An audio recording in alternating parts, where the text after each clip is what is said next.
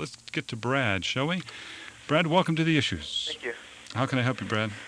Well, I'm dealing with some issues right now that I'm having a hard time balancing what I should be doing. I'm in a situation with my wife. We've been married for 7 years. We have 2 little children, 2 girls, 2 and 4. And basically it's been kind of a rough relationship all the way through. Problems with communication and intimacy. And How long have you been married, Brad? 7 years. 7 years, all right. And so recently, about a year ago, my wife found another man that was able to meet some of those more affectionate and needs, like telling her how wonderful she was. And it wasn't really a sexual relationship, though that did happen, but it was more of that she was getting those special womanly needs met. Yeah, the whole question of needs. Well, now, were you not willing, able?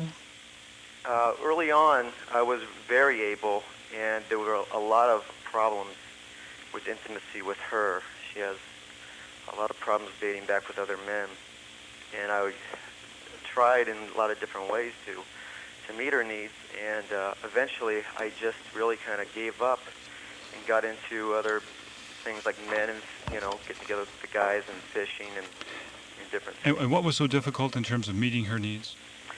That she wasn't honest with me. I don't remember what the last caller said, but there were rules set up, and suddenly she would just say, okay, I needed this, and she'd be mad at me because I didn't meet that need, and I didn't see it coming. And so automatically I was disqualified for even meeting that need at that point. And so I never got close to her. All right.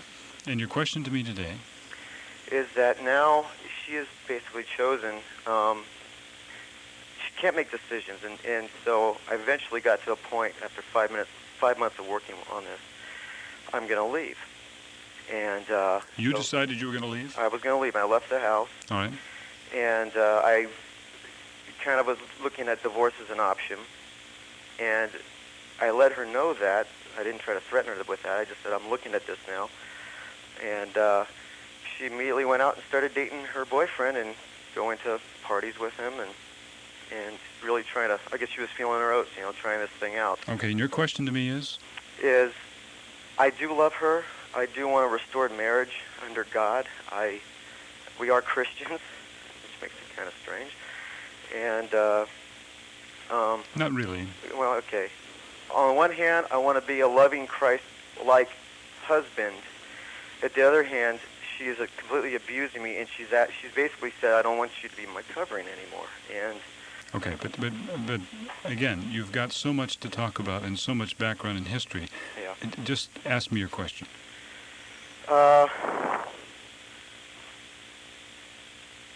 Okay, I guess the question is, what kind of boundaries do I set so that I don't become like a codependent trying to suck her back kind of person?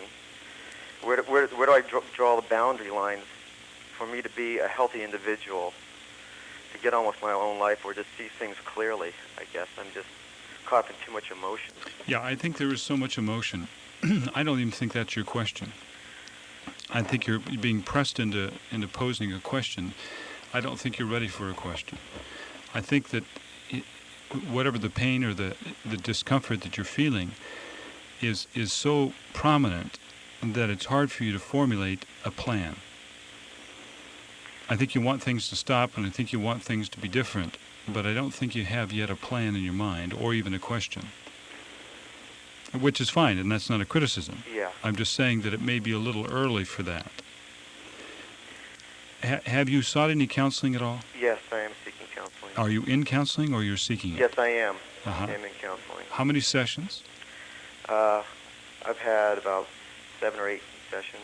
7 or 8 sessions, and what are these sessions? Are they individual sessions? Well, no, they were with my wife, and we were basically trying to set boundaries so that I don't try to superimpose my needs on her. She needed her space and stuff, but then she stopped going, and now it's really more for me. And how long ago was that she stopped going? About 2 months ago. And you've been going since? I sort of stopped and was just kind of going to the my church for answers and for support, and now I'm getting back into Okay. with a counselor from our church. Yeah. Well, is the counselor in your church a trained therapist? Yes, she is. Okay, good. All right. Well, I would certainly go into counseling, and I'd find out what all this means, because it's not real clear to me as to what you mean by boundaries and space and distance. And is she dating her old boyfriend, and are you still pursuing a divorce? It's all very muddy. It doesn't seem all that clear, which is no fault of yours in the sense that's just kind of where you are. You see what I mean? Yeah. But you have to come to a point where you start asking yourself questions. Well, maybe that could be a question. What's the question I should be asking in these circumstances? Well, I think that's what you have to come to, because they will involve, what you're willing to accept, what you're willing to tolerate, and all of those things. The other thing I would ask you to look at is that, what is it that you may be afraid of? What is it you want to prevent that may cause you to take a different direction? Invariably what happens, we throw roadblocks in our path. We can't act, we don't act because of something.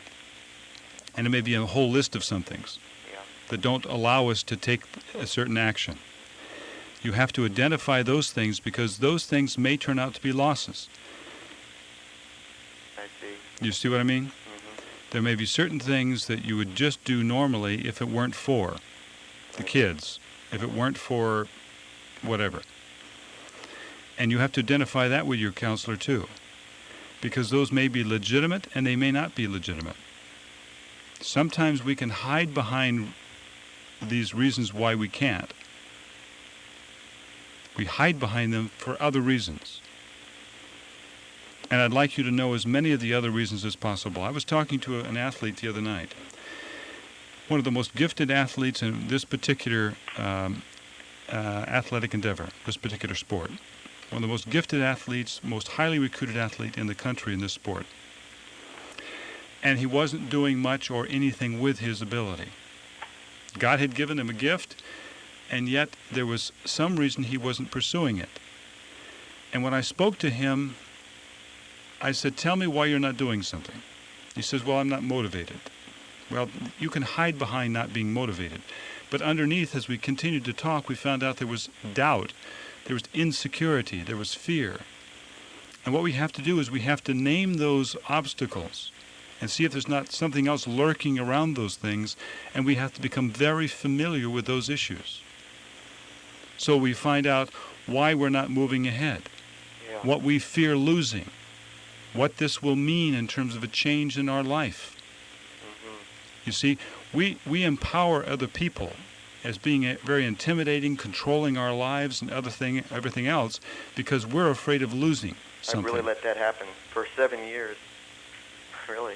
Okay, so you've got to identify those obstacles and become acquainted with those doubts, fears, and whatever's. Okay? And do that in your therapy. Yeah. And then you give me a call back if you like a second opinion. Thank you. Okay. Thank you very much. Yep, it's very important. You have to be familiar enough with the questions, because we all have a history. We all have a background. We all have detail. But after you tell all the detail 12 times, you're still left with the risks that you may not be willing to take because of certain losses. Identify the losses, identify the risks, and then we can talk.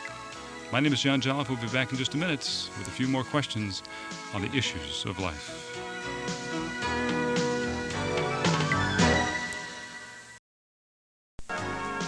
Very few of us are controlled by external forces. It's true. Very few of us are controlled by external forces. We're motivated primarily by forces inside of ourselves. That's the thing that I've been trying to say to people, is that it's not what's going on outside, it's what's going on inside. And what leads us, it leads me to conclude this, that what we do within the context of our relationships is not so much what we do to each other, but what we hope to do for ourselves.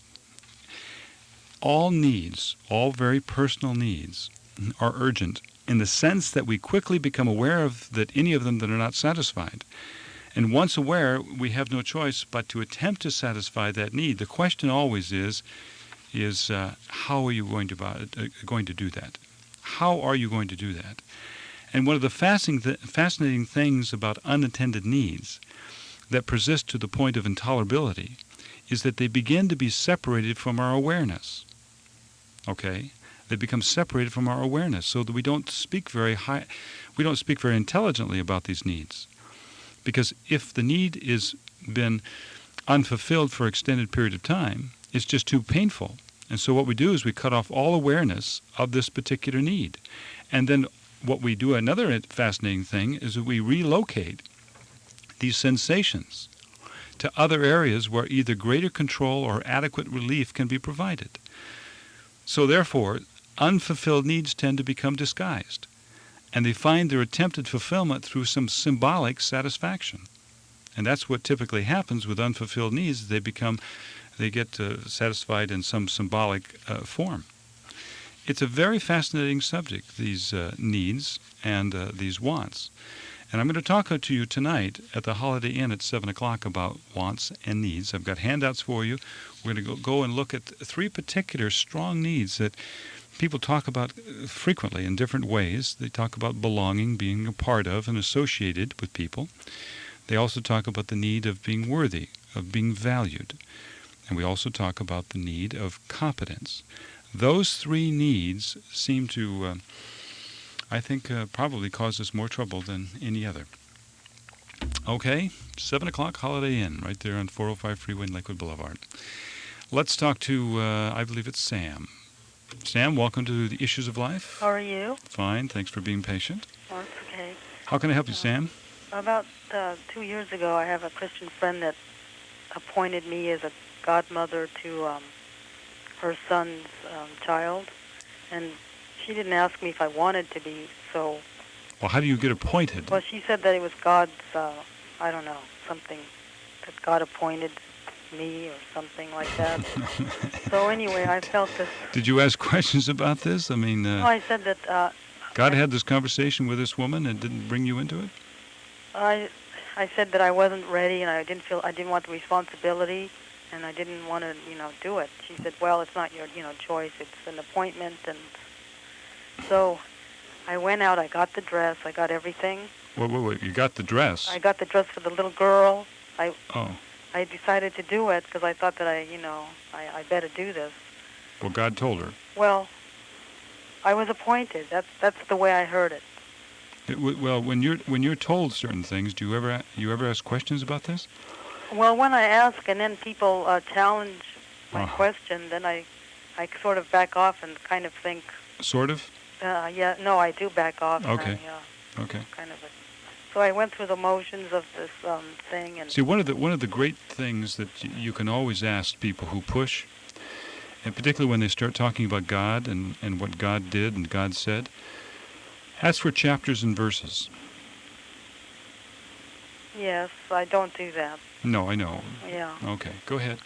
And so then I went out and bought the whole thing for this little 6-month-old girl and went to the church, waited an hour and a half, and then they dressed up the little girl, and I don't even know the parents. And then they decided to... Wait, you don't even know the parents? I don't know the parents that well. She's just a friend that... I'm doing this for the friend. It's for her son's child. I don't know. I never see the parents. Wait. Who called you and said that God appointed you to be the godparent? A friend of mine, a Christian friend. A friend of yours called you and said that. And you don't know your friend? Well, I know my friend, but I don't know her son that well or the daughter-in-law. See, the parents of the child I don't know very well. See. The grandmother called you. Yes, the grandmother. Yes, I'm sorry. Well, it's getting clearer. I don't communicate that well. Okay. Sometimes. So anyway, I went and then decided to cancel the christening, and then they told me, we'll let you know when we're going to do it again. Okay, tell me, ask me your question. Well, every time, this is 2 years ago, and every time... that was 2 years ago? She brings it up. She says, your daughter, your goddaughter, you have to see her. Every time she mentions that, I get this thing in my stomach. Well, they went ahead and had the service? Well, they had it without me, and then they said that they used my name. Like somebody stood in my name and did it for me. I didn't know they did it. They went ahead and did it 6 months later. Yes. Sam? Yes. This is nuts. Yes. This is absolutely nuts. But it's not nuts when now, I'm not saying you're nuts. No, yes. I'm saying this thing's real off. Yes. Is there anything inside of you that said this is something weird here? Doesn't make sense to you? Is there anything inside of you that started going, what? Well, I've heard that people can stand for you at a christening. Now, I'm not asking you about all that. I'm not asking you. I'm not talking to your head now. I'm talking to your guts. Anything in your guts say, what? Yeah, I did that. Okay. I want you to trust that more. I want you to trust that more. This sounds like a real dysfunctional system. You're going to be appointed the godmother of people you don't even know the parents of or the child. You get the dress, they cancel the thing, then they have somebody stand in to be the godmother, and it's only when she mentions that, on and off, that, your goddaughter's growing up, she's talking now, you should get, see her. That's when I start to crumble. My friend, I think that you need to be very careful of who you associate with. Yeah. Anybody who would be associated with that kind of thing is a pretty dysfunctional individual.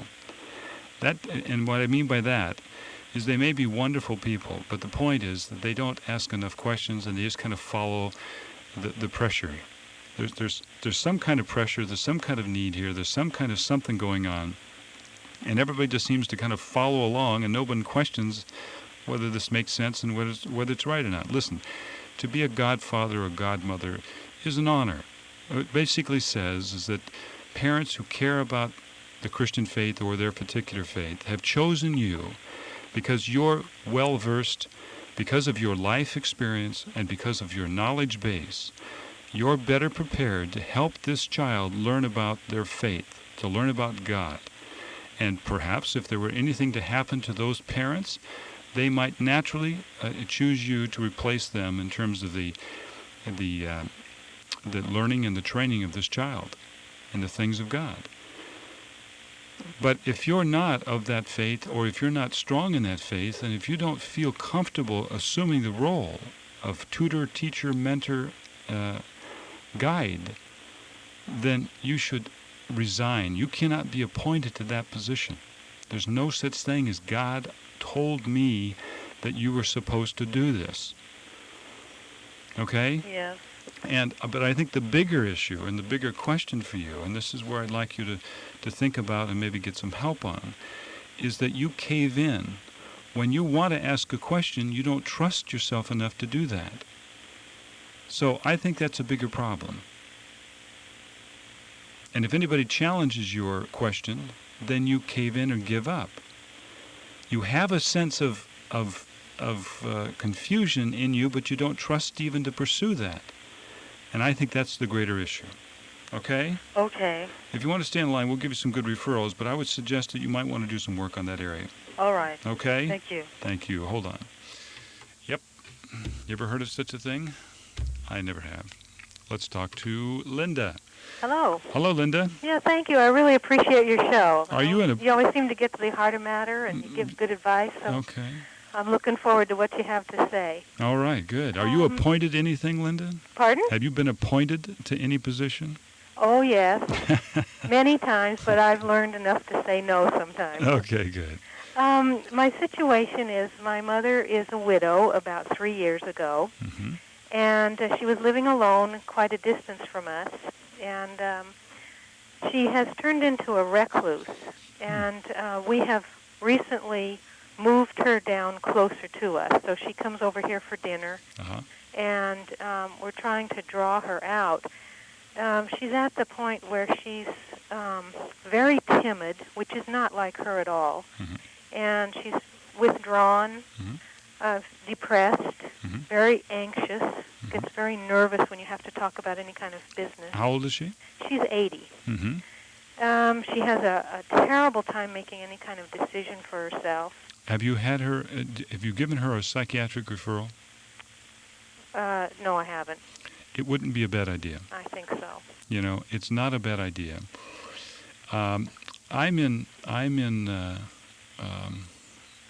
was going to say I'm in a relationship. That doesn't sound all that great, but I'm in a relationship with a geriatric psychiatrist. That he and I have been talking about this subject, and we think we're going to do a broadcast on that very subject because it's such a needed area.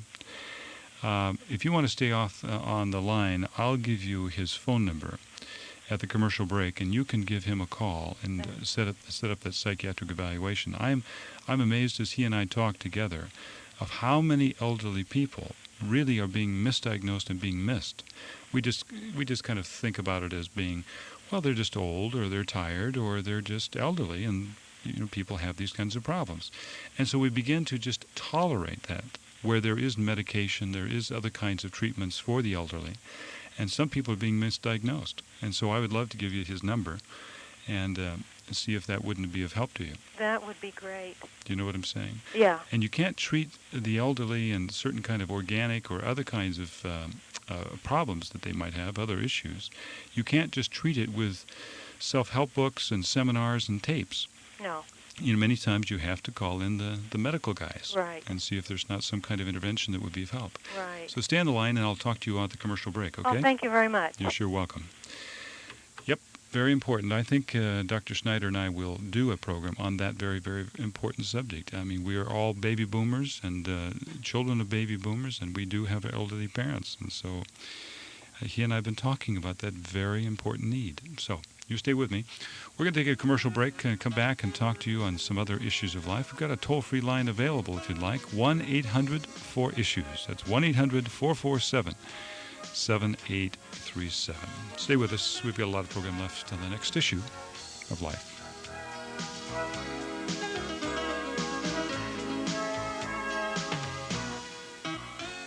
Deciding how you want your life to end is the key to figuring out what you ought to be doing today. That's the premise of a cassette series by John Jolliffe called Developing a Plan for the Rest of Your Life. In front of a live seminar audience, John outlines step by step how to reach your life's goals by working backwards from the end. The result is a fascinating analysis of your family, career, emotional development, and more. Ask for the 3-cassette series, Developing a Plan for the Rest of Your Life, when you write to The Issues of Life, Box 611, Long Beach, California, 90801. Be sure to include $26.95 with your request and mention that title, Developing a Plan for the Rest of Your Life. Or call 1-800-4ISSUES and have your Visa or MasterCard ready. Again, that's The Issues of Life, Box 611, Long Beach, California, 90801. Or for Visa or MasterCard users, 1-800-447-7837.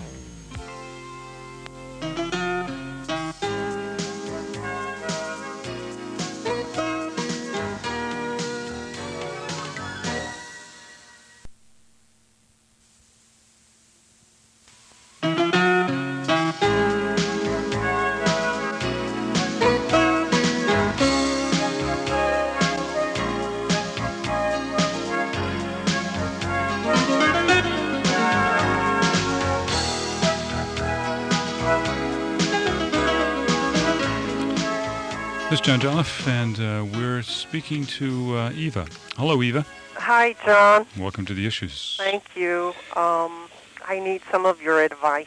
Yes. I'll get right to the question. Good. Is it all right for a Christian spouse to separate for verbal, emotional, and mental abuse? Well, let's talk about what that is, because that can range from, we're arguing to actual abuse. Okay. Do you know what I'm saying? Yeah. Physical? Well, are you being physically abused? No. In the beginning... That's not to say that physical abuse is worse than emotional abuse. Yeah. That's not to say that. Yeah. Okay, we tend to tolerate emotional abuse over physical abuse. Yeah. Tell me, if you feel like you're being emotionally abused, tell me what it is that you're experiencing. Well, it's mainly like, when my husband gets upset at me, like if I disagree with him, and, things like, I'll give you an example. a couple of days ago, he made some popcorn, and I didn't.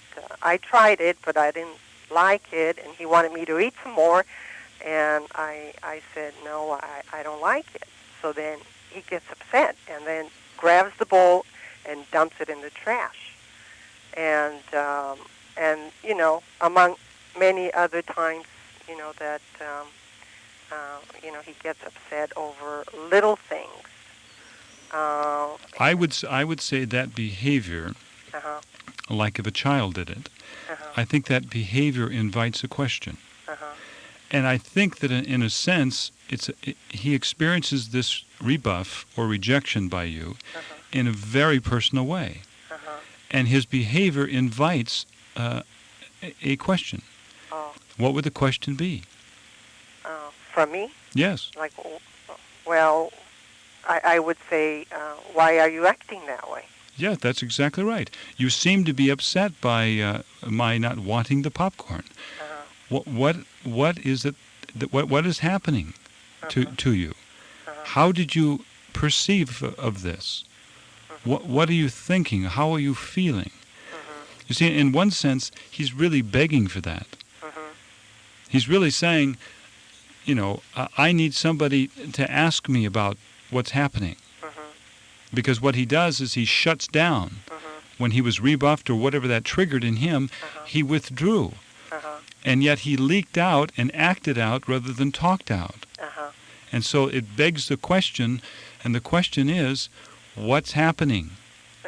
Why this behavior? What are you feeling? What did you hear? What did that trigger? You see what I'm saying? Yeah. And yet, I think that when you see that kind of behavior, you probably back up. You probably think, well, I don't want to provoke or escalate anything more. You see what I'm saying? Yeah. And do you take that course? Can you start withdrawing? I kind of just like, you know. Yeah.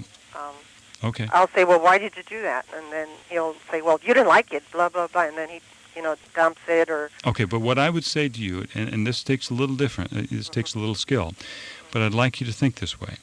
I'd like you to think at that moment of being my co-therapist. And I'd like you to act as a therapist would at that moment. You say, what does that mean? You just dump that in the trash. What does that mean? He said, well, you didn't like it. Yeah. The therapist would say, wait a minute. I'm trying to understand how you're feeling. I can hear the anger, and I can see what you did. But I'm really asking. I really want to know. What got triggered? Do you see what I mean? And don't get any lengthy conversations or lengthy questions. Just ask him, what got triggered? Okay. Do you see what I mean? Yeah. And that allows you to be in control. Yeah. Now, one of the things that we've taught in our seminars, we've got a tape on the subject, and that's learning to be an emotional matador. Okay. You have to get out of the way. If he's going to throw darts, you don't want to be holding the dartboard, right?